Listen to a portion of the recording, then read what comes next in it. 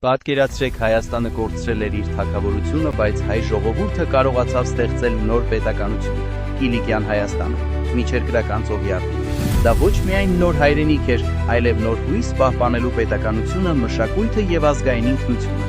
Կիլիկյան դարձավ կարևոր քաղաքական, տնտեսական և մշակութային կենտրոն։ Այստեղ զարգացան քաղաքները, առևտուրը, նավահանգիստները, իսկ հայերը ակտիվ կապեր հաստատեցին Եվրոպայի և Արևելքի հետ։ Կիլիկյան նավահանգիստների անցնում էին ապրանքներ, դեսպաններ և ճանապարհորդներ, ինչի շնորհիվ երկիրը մեծ դեր ուներ տարածաշրջանում։ Կիլիկյան Հայաստանը նաև կարևոր դաշնակից էր խաչակրաց պետությունների համար։ Նրա արքաները կարողանում էին հաջող դիվանագիտություն վարել, տնկել դաշինքներ և պաշտպանել երկրի շահերը, փորձելով պահպանել անկախությունն ու անվտանգությունը բարդ քաղաքական պայմաններում։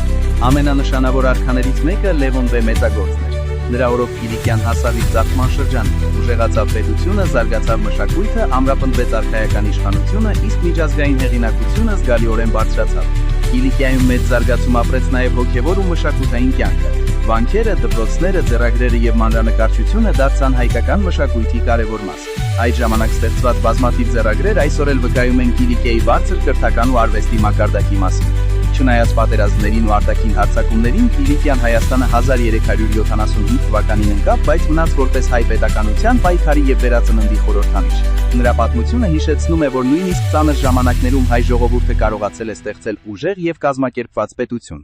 Այսօր Կիլիկյան հիշեցնում է, որ հայ ժողովուրդը նույնիսկ ամենադժվար պայմաններում կարող է ստեղծել ուժեղ պետություն, զարգացնել մշակույթը և պահպանել իր արժանապատվությունը։ Եթե հետաքրքրված եք հայոց պատմությամբ, բաժանորդագրվեք Armenia History ալիքին։